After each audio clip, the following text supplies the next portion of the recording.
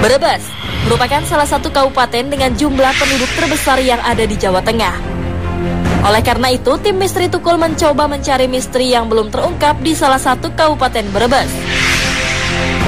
Tim pun menuju desa Pandansari dengan menelusuri lereng Gunung Slamet yang curam menuju perkebunan teh Kaligua yang dibuat pada zaman Belanda. Tempat yang dibuat pada tahun 1889 ini ternyata menyimpan banyak peninggalan sejarah masa penjajahan. Selain terdapat pabrik penggilingan teh, di tempat ini pun terdapat goa Jepang besar yang digunakan sebagai markas saat di tahun 1942. Selain itu, di tempat ini pun terdapat sumber mata air pegunungan yang dipercaya dapat mengobati penyakit dan membuat awet muda. For all those times you stood by me, for all the truth that you made me see, for all the joy you brought to my life, for all the wrong that you made right, for every dream you made come true, for all the love I found in you. Nah, pemirsa Mr. Tukul jalan-jalan dimanapun Anda berada dari dunia nyata maupun dunia gaib di seluruh alam semesta yang indah ini. Sekarang saya berada di perkebunan teh Kaligua. Teh Kaligua yang sudah sangat terkenal sekali dari mancanegara maupun domestik. Dan pertanyaannya nih Pak, saya mau nanya. Ya. Kabarnya perkebunan teh ini peninggalan Belanda. Gimana sih sejarahnya ini Pak? Iya. Jadi untuk sejarahnya ini teh di kebun Kaligua ini didirikan pada tahun 1889 oleh orang dari Belanda, namanya Van de Jong. Van de Jong, ya. 1889 ya. Kemudian tahun 1942 perkebunan teh ini diambil alih oleh pihak Jepang. Wah, Jepang itu kadang-kadang ambil enaknya sendiri. Belanda yang membentuk, akhirnya Jepang tahun 42 hadir di sini. Ya. Oke, untuk Bapak, saya mau tanya, kalau saya rasakan air di sini tuh jernih banget ya, terus mungkin ada mitos apa mungkin di sini, Pak? Iya, mitosnya Pak. Ada ini kebetulan Mbak ya. Jadi ini air ini berasal dari sumber air alami, namanya tok bening. Tok bening ya. Jadi murni itu dari sumber mata air alami pegunungan. Bisa diminum dong Pak? Bisa. Jadi bisa. Sudah diuji lab, itu air di sini sudah bisa diminum langsung. Jadi sudah layak untuk diminum. Wow. Jadi tidak perlu disterilisasi atau apa. Jadi sudah bisa diminum. Sudah langsung minum Mas. Ya. Bisa bikin awet muda kalau jadi betul Mas Tukul. Jadi ada mitos di sini, memang kepercayaan masyarakat sekitar sini. Ini tok bening ini bisa membuat kita yang cuci muka di situ itu awet muda. Wah, asik dong. Nah, selain air ini, saya dengar di sini juga ada gua Jepang. Iya, betul. Di sebelah mana? Jaraknya berapa kilo? Ya. Ini ada gua Jepang, ini nggak jauh. Sekitar 400 meter dari sini. Oh, 400 meter gua Jepang. Jadi gua itu dibuat pada tahun 1952 oleh pihak Jepang. Jadi gua itu digunakan oleh pihak Jepang itu untuk menyimpan senjata, kemudian logistik, kemudian juga untuk tawanan. Sehingga di sana ada juga ruang pembantaian. Wah. Pak, atur nuwun Pak. Iya, sama-sama Mas Tukul. Gitu terus. Mr. Tukul jalan.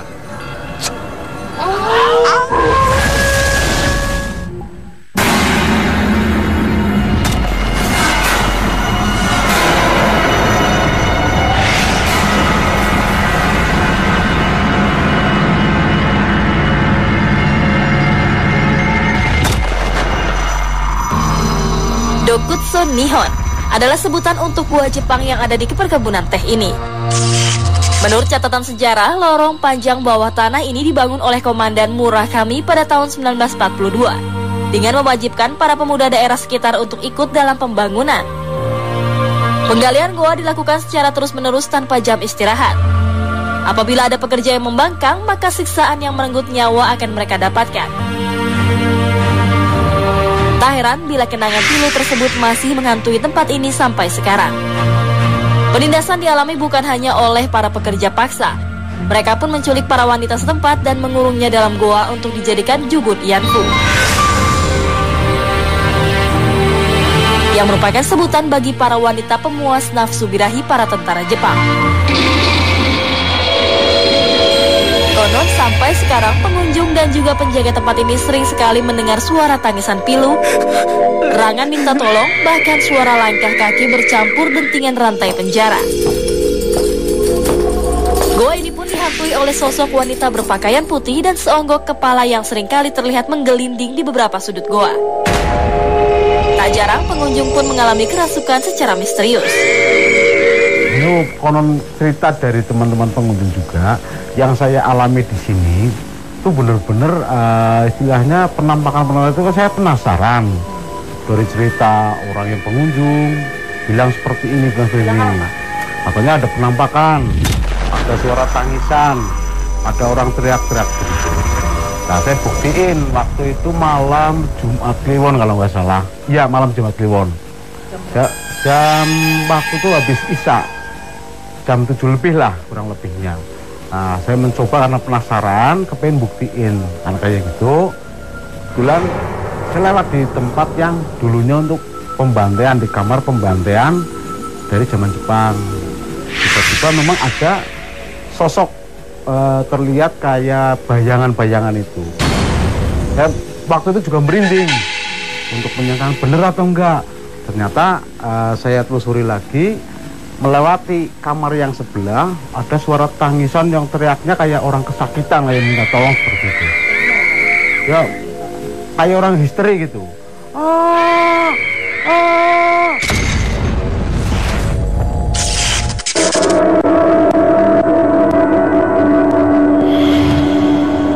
Nah, pemirsa, Mr. Tukul jalan-jalan dimanapun Anda berada, dari dunia nyata maupun dunia gaib di seluruh alam semesta yang indah ini. Sekarang saya sudah di pintu gua yang sangat luar biasa. Kalau bahasa Jepangnya Dokujun Nihon atau gua Jepang. Nih. Ya. Ada yang jatuh apa yang jatuh? Ada yang jatuh gini. Berhenti. Ada yang jatuh. Benar. Itu ya benar tuh.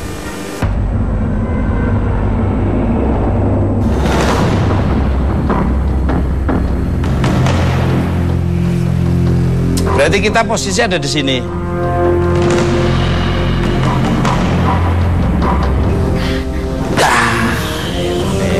Pemirsa, biasanya ini ruang tahanan ini tempatnya orang yang biasanya disiksa.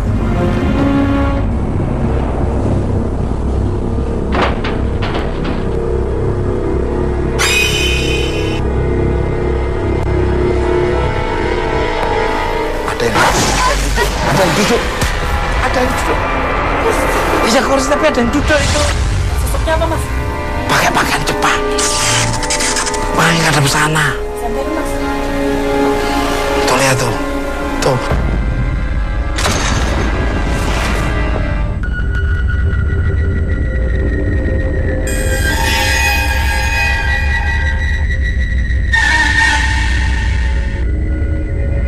Siapa tuh? Tukul. Ih, kaget.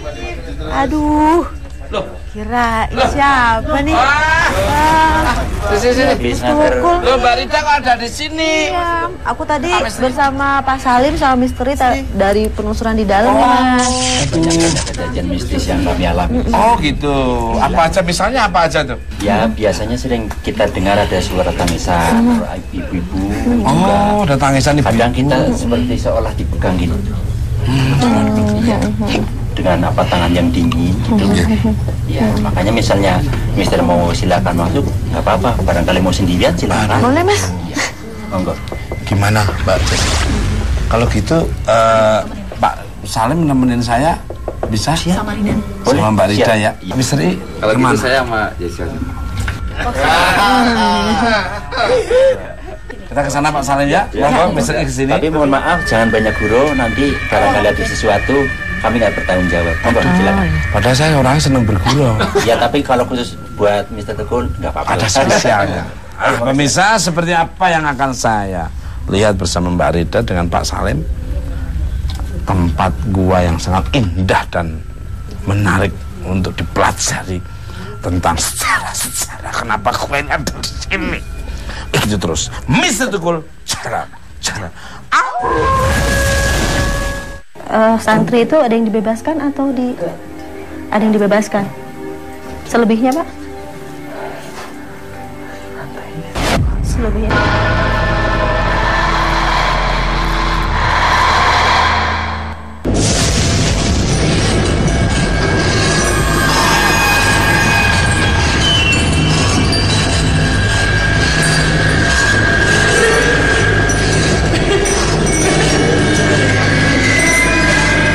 Menurut Pak Salim, apa yang Pak Salim pernah lihat atau mungkin pernah dengar atau aroma apa yang pernah ditercium? Terus menurut penduduk setempat apa yang beda-beda bersama apa ya? Pada waktu kita pertama masuk itu ada yang namanya ruang pembantaian. Di dalamnya itu ada di pojok itu kita temukan potongan kepala. Itu iya. Jadi dari cewek atau cowok? Ada cowok. Ada berapa kepala yang saya lihat itu pertama itu kan ada kubangan gitu. Kita lihat satu kepala, cuman kemungkinan masih ada di dalamnya itu. Itu bentuknya yang pertama kali itu ditemukannya itu waktu masuk di pertama ada kepala juga. Itu udah dalam bentuk tengkorak, Pak ya? Udah dalam bentuk tengkorak, cuman setelah kita amati bersama karena sudah kita lama, hampir setiap hari kita ada di sini. Yang kita alami itu kadang pertama, subhanallah. Yang pertama kita lihat, yang pertama kita lihat itu bau wangi seperti bau minyak melati itu. Tapi agak, yang kita doakan kita masukin sama. Makasih Mas, makasih Pak Salim. Ayo silakan. Kita lanjut aja. Penasaran? Kalau masuk kita, ayo.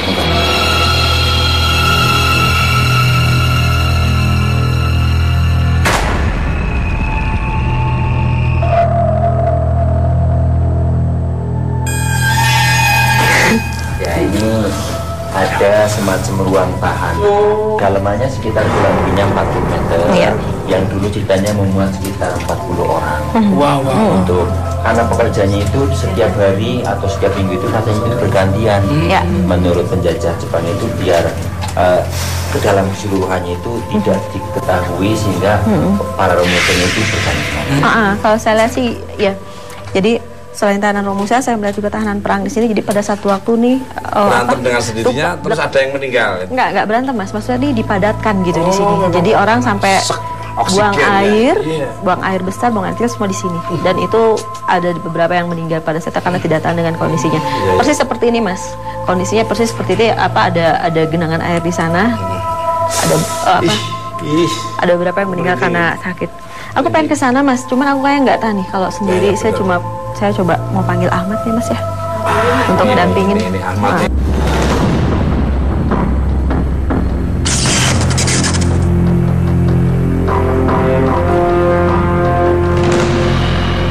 Nah pemirsa, Mr. Tukul Jangan dimanapun Anda berada dari dunia nyata maupun dunia gaib di seluruh alam semesta yang indah ini, kita udah masuk ke dalam. Dan Mas Ahmad, apa yang dirasakan Mas?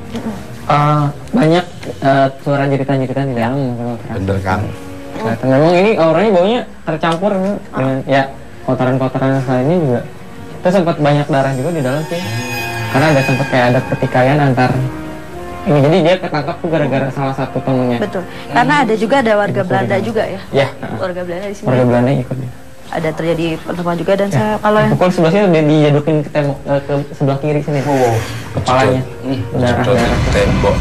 Ini saya melihat sekarang ini sama sosok seorang bapak-bapak, kakek-kakek lebih tepatnya. Lebih tua. Iya, kurus kering, gimana? Kurus kering, tapi ini masih di lantai. Aku nggak tahu kenapa dia belum dieksekusi atau apa. Tapi saya lihat sih posisi di sini masih di lantai. Ya itu tadi saya bilang, saya nggak tahu ini kenapa dia. Biasanya sih kalau saya lihat ya, kalau flashback ke belakang, tentara Jepang itu tidak pernah berlama-lama dengan tahanan. Kalau misalnya dia ada yang bisa interogasi, disiksa, kalau enggak dibantai langsung saat itu juga. Mas Ahmad, bisa nggak untuk memberikan informasi dan apa sih yang sebenarnya kakek-kakek bisa sampai ditangkap dan dirantai seperti itu? Itu ya informasi.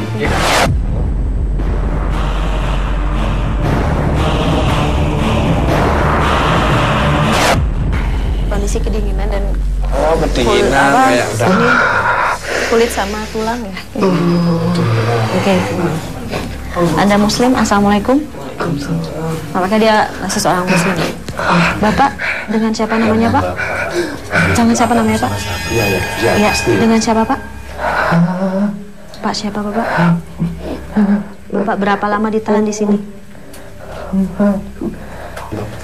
Ditangkap. Bapak kenapa? Bapak kenapa masih menyembunyikan informasi? Saya tidak punya informasi karena kami semua bertakwa dan berjihad untuk melawan, mencoba mengamankan. Oke, jadi beliau ini salah satu pejuang juga ya. Sebetulnya beliau ditangkap Bapak di Surau ya Pak? Iya. Pada saat itu Pak, saya boleh tahu nggak kira-kira yang menghuni sel tahanan ini ada berapa orang Pak? 60 orang. Pada zaman saya 60 orang. Bersama dengan teman-teman Bapak? Iya. Teman-teman Bapak santri saya ikut disiksa apa? 27 santri. Oh, dari teman-teman dia 27 tapi semuanya 60. Dari 27 santri itu ada yang dibebaskan atau ada yang dibebaskan? Selebihnya Pak? Selebihnya dibantai.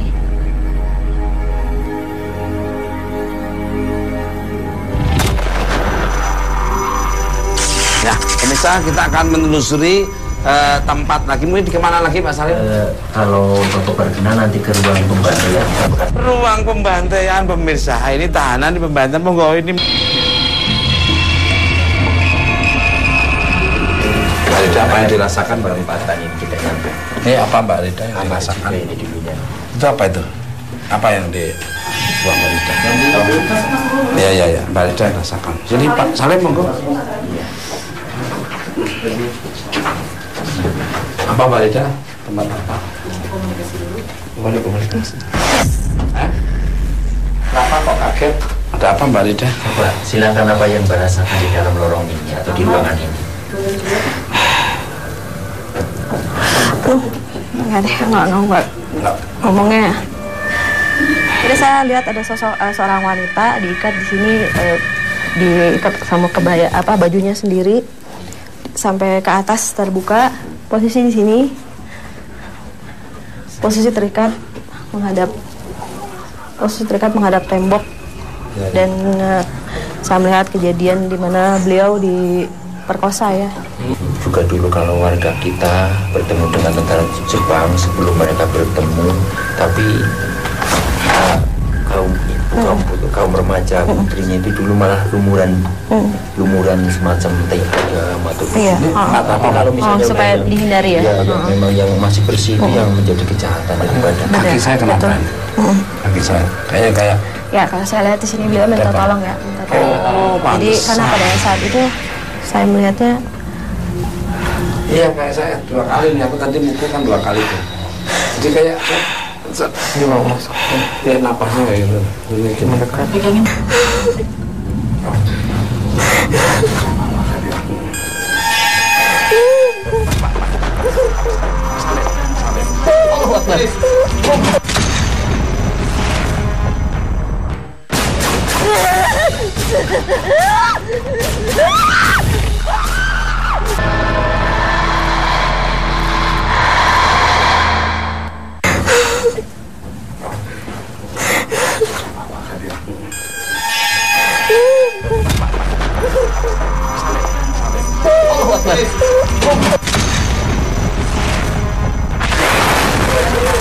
Pemirsa, Mbak Rida komunikasi terus akhirnya. Sosok demikianku yang melakukan komunikasi dengan Rida memiliki energi yang lebih kuat. Dengan seketika, sosok tersebut langsung mengambil alih raga Rida. Siapa namanya? Ya, lo. Ya. Orang namanya siapa? Ini kalau nggak kesurupan sih.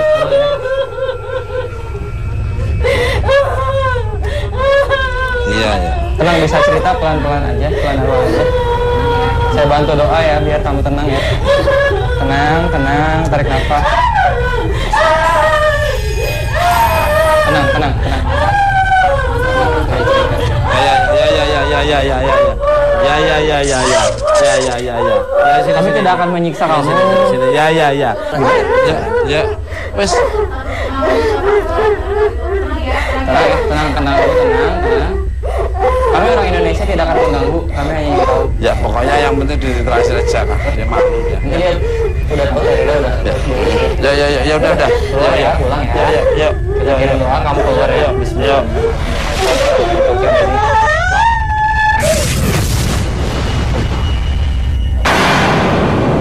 Rida lagi, tadi Rida merasakan, Rida melihat, kasihan deh. Ya. Rida keluar aja, nggak apa. Rida keluar. Ya, Rida keluar dulu, sana wes. Ya.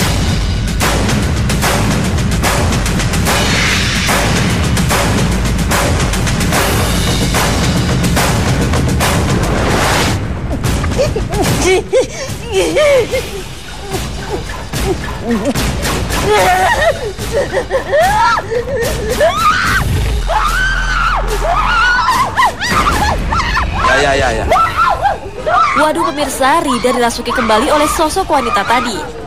Sepertinya masih ada misteri yang ingin diungkapkan oleh sosok tersebut. Dan kali ini Rida semakin histeris tak terkendali.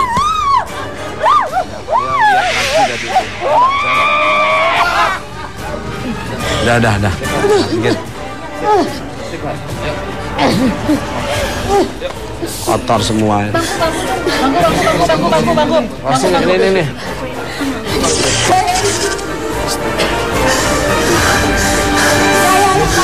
Saat tim berusaha untuk mengeluarkan sosok yang ada dalam tubuh Rida, Jessie tiba-tiba menangis pilu secara misterius.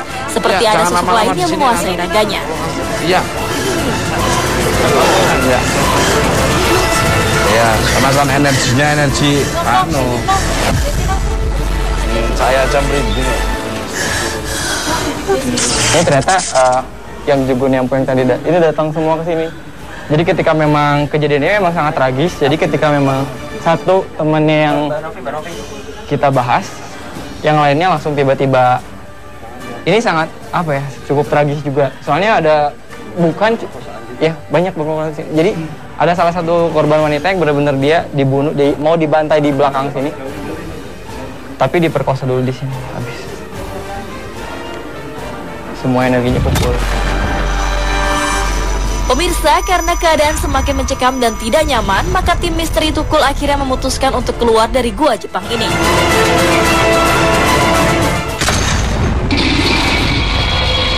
Nah, pemirsa, Mr. Tukul jalan-jalan dimanapun Anda berada, dari dunia nyata maupun dunia gaib di seluruh alam semesta yang indah ini.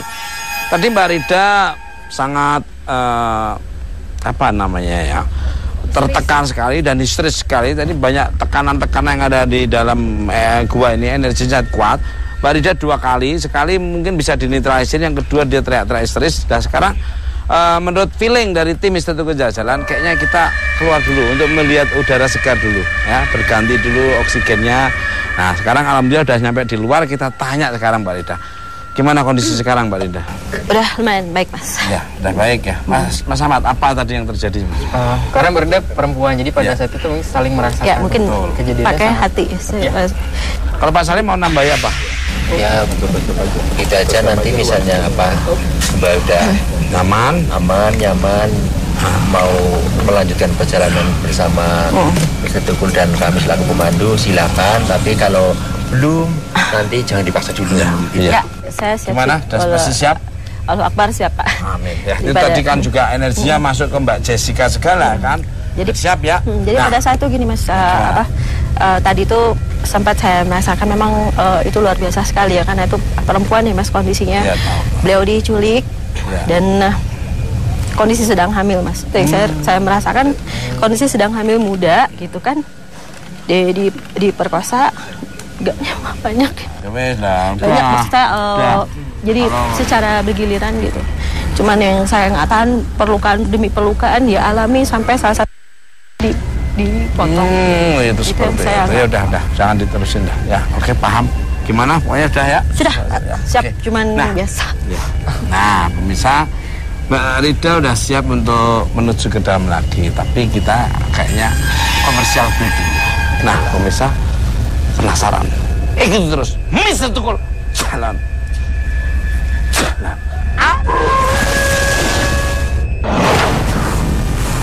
Bukan.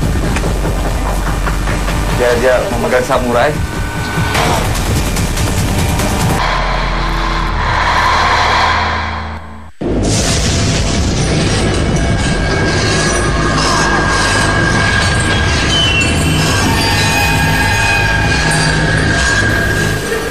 Nah, ini ada sosok 4 orang berpakaian Jepang, terus sama 1 wanita, tapi dirantai. Wanitanya Panelnya pribumi. Jadi bawahnya itu seperti dirantai tapi diseret gitu, ininya dipegang, dibawa ke sini. Ini si wanita mulai mendekat. Ini jalan. Iya. Ini jalan terus, ya. Bila ada teriakan-teriakan.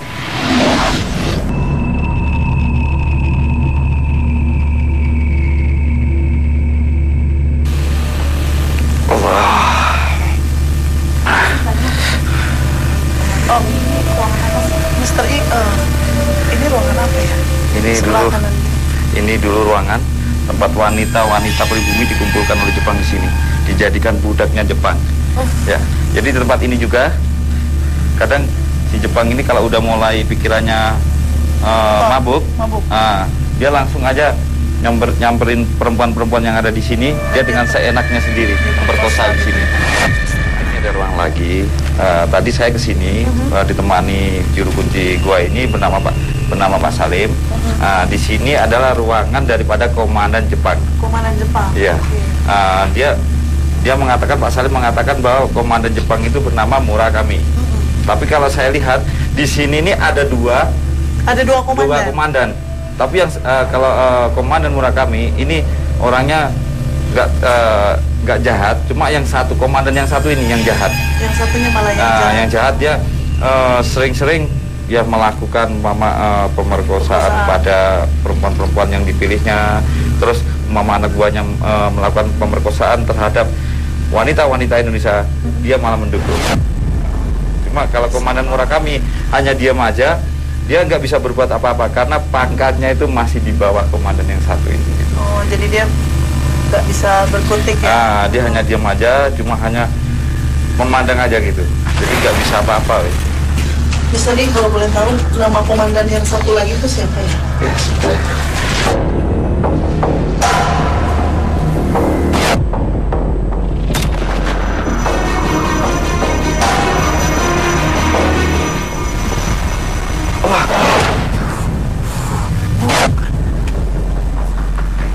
Dia memegang samurai.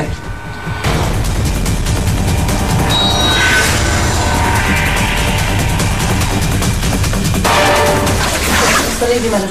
Alhamdulillah, Mbak Jessy meskipun dia tadi melakukan perlawanan, ya, ini agak gitu. Iya,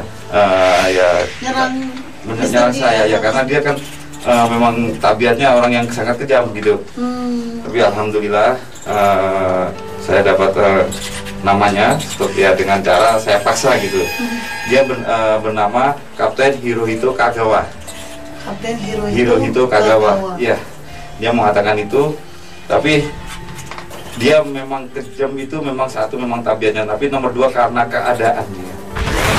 Keadaan di sini yang sering mengalami peperangan, mengalami ya pertempuran, akhirnya dia terbentuk dari jiwanya ini jiwa yang pemarah, yang hanya melampiaskan sesuatu kemarahannya ini kepada orang-orang yang dijajah. Gitu.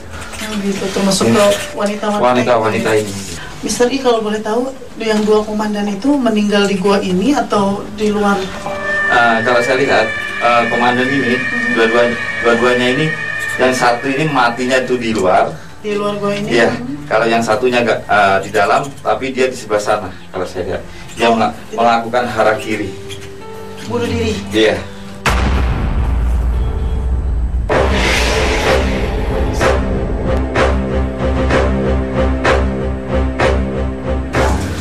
Mbak Jessy. Oh ini tempatnya? Di ruangan ini yang saya bilang. Dia jadi karena ada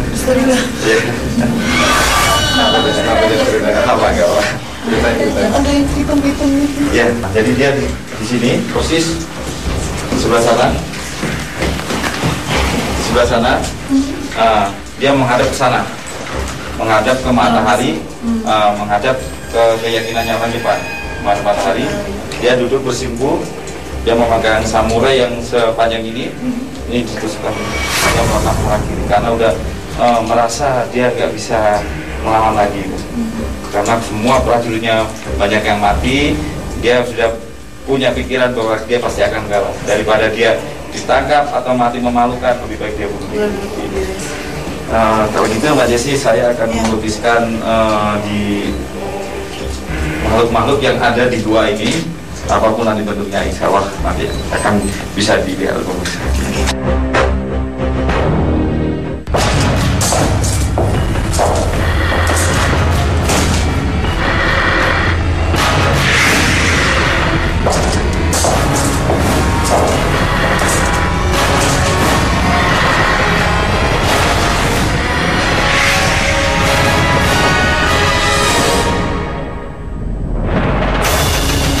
Pemirsa, pelukis Mr. E tiba-tiba dirasuki oleh sosok tentara Jepang.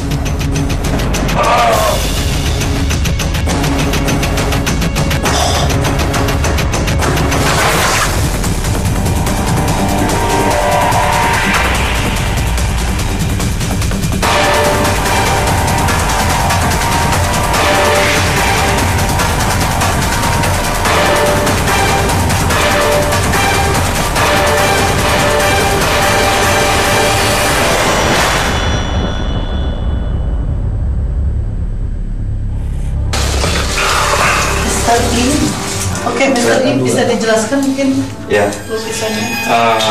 Mbak Desi, ini kan yang saya bilang yang kelihatan itu bawah, yang rekami yang saya bilang tertembak di luar, dan ini perempuan yang diperkosa oleh Jepang. Ini ada dua. Iya, ini dua. Oke, Mr. I, sekarang kita keluar aja yuk dari bawahnya. Oke. Suasana beda suasana. Ada kepala yang gelinding.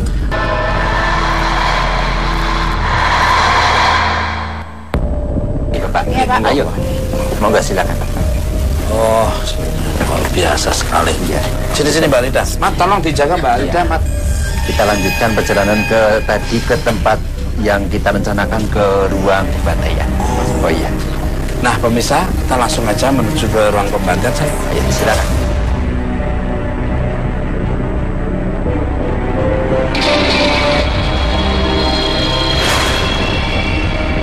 Ada suara gini apa itu?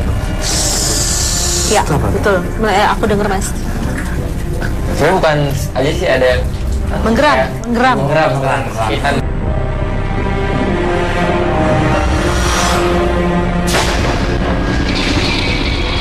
penjagaannya tadi buat semacam kamar buat pasukan Jepang. Yang gelap-gelap itu memang merupakan kamar-kamar yang dulu digunakan oleh tentara Jepang untuk istirahat. Sudah sampai ke bekas ruang pembantaian yang dulu digunakan oleh tentara Jepang untuk orang-orang kita yang dijadikan sebagai pekerja Romusa pada tahun 42 sampai 43. Aman, blockingan. Silakan. Ya. Gimana Mat, sebelum kita masuk gimana harusnya? ya, kita dengar sekali di sini banyak titian. Terus itu ada yang kata. Kepalanya Glenn. Itu yang ditemukan yang di Pak Salim kepala doang itu. Pada saat itu kami awal kita masuk pada tahun sekitar 1982. Nah, nggak sengaja kami pada saat itu kan masih anak-anak. Terus kita sedang mencari kayu kering di luar gua. Kita masuk bersama teman-teman. Ternyata di dalam itu ada potongan kepala.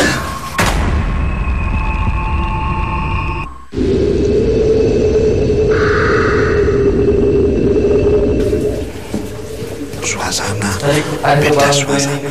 Ada kepala yang gelinding. Di sini nempelnya. Di pojokan dulunya itu kan kayak kubangan dulunya. Oh, ini. Ya, itu masih tersisa yang yang agak dalam itu di sana. Ini ada suara itu di sini nih. Belakang saya ini. Kenapa nih? Jadi persis yang di tempatnya Mas Tukul ini saya persis ya. Nah, jadi posisi di sini. Jadi pada saat itu saya lihat salah satu sepertinya Romusa yang udah nggak bisa kerja lagi kayaknya ya. Nah itu saya lihat satu dia dibentangkan gini. Ya. Dibentangkan di sini. Nah, dia dipakai jadi satu bahan latihan untuk samurai. Gitu sama salah satu komandannya. Jadi saya persis dari arah sini itu di cepat sekali. Tas satu-satu patah, mulai dari badan kondisi masih berdiri, langsung dari pisau samurai kena ke lehernya. Dan itu tahanan sebetulnya mencoba lari, Mas. Jadi banyak sekali tahanan yang mencoba lari. Biasanya diperlakukan seperti itu. Gitu. Dan itu disaksikan oleh teman-teman yang lain, teman-teman Romusa yang lain. Dan ini di pojok sana, Pak, saya melihat udah beberapa. Jadi pada saat itu penggalian yang ke arah sana, Pak, saya melihat itu sebelumnya ada beberapa Romusa terkubur, Pak. Oh. Terkubur. Yuk. Ahmad. Tolong, Mat. Sana agak ke sana, Mat. Ya, ini Mas Tukul tinggal nyusul aja. Di sini dulu kayak lubang, Pak. Ya. Saya sih ada lubang. Ya. Oh, ini dulu ini berarti tambahan ini ya? Ya, ini dulu kita karena digunakan untuk wisata, juga ada banyak teman-teman anak muda, guru, jadi lebih baik kita tutup. Cuma ada tersisa itu sedikit. Yang dilempar di sana. Jadi kalau saya sebelumnya melihat ini kan ini lokasi penggalian nih. Jadi ini sempat ada longsor, Mas. Jadi gitu loh Mas Tukul, sempat longsor. Jadi ada beberapa Romusa yang udah terkubur. Mas Ahmad, kita mau nanya, Mat. Masih ada tengkorak nggak, Mat? Saya rasa ada, cuman agak dalam, Mas Tukul. Karena kan dulunya tadi seperti Bapak bilang agak dalam ya. Kebanyakan yang dilempar-lemparin, dan saya lihat sih di sini nih, Mas Tukul, lihat di sini. Ini masih ada kepala tapi agak bawah. Mungkin sekitar kalau ini 3 meter bawah. Ada berapa tengkorak? Bisa dirasakan juga. Ada sebagian juga yang dibakar ya, Mas. Yang dibakar. Ya, dibakar juga sebagian. Mungkin kalau yang masih utuh ini, kalau untuk kepala saya lihat ada 7.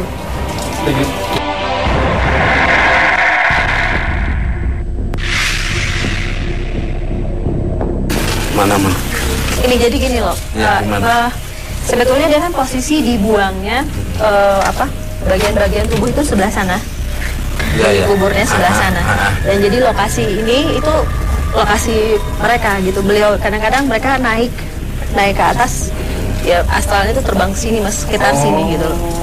Makanya kenapa ini lampu nggak pernah bekerja dengan baik, karena kan selalu mati gitu. Ya, benar, karena mereka nyaman sekali. Ya, terus karena lihat dari auranya kelihatan banget tuh. Ya. Auranya nggak mau digelapkan, nggak mau diterangin, maunya pengen gelap-gelap ya. Ini coba lampu udah berusaha diterangin tapi tetap konslet terus. Energinya nggak mau pengen diterangin ya. Pernah terjadi apa aja, Pak? Saya mungkin yang pernah kesini. Ya kalau memang di sini kita juga jarang pengunjung kita ajak masuk. Di samping tempatnya juga gelap, memang kita sedikit menghormati tempat yang di dalam sini. Tekanannya kuat. Iya.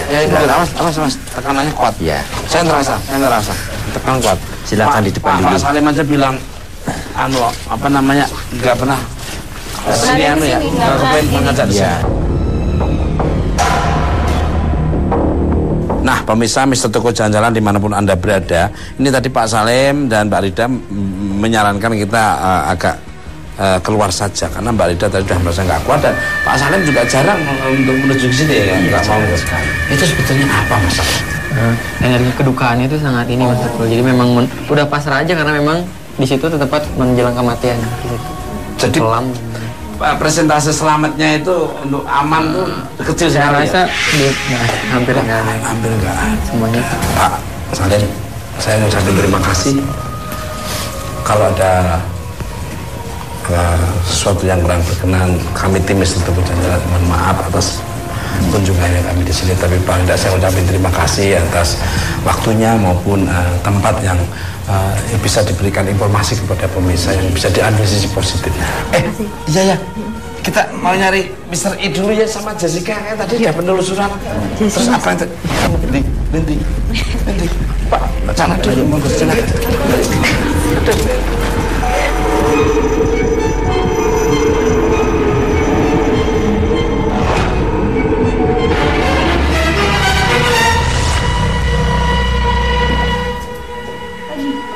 Wah, Mbak Rida, tadi gimana nih, Mat, Mbak Rida?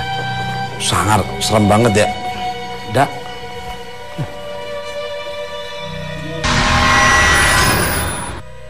Mat, Dak, lu tega apa sih sama gua? Kerja bareng pulang sendiri-sendiri. Saya mau nyari Mr. E. Aduh. Amat tega lu anak kecil macem-macem. Bisa ambil sisi positif. Ambil sisi positif dari tontonan itu tuh jangan negatif. Kekuatan yang tidak bisa tadi kekuatan Allah Subhanahu wa Ta'ala, Tuhan yang Maha Esa. Tunggu kehadiran bisa tunggu jajan itu macam berbeda yang ada misterinya mudah ada. Mitos dan misteri.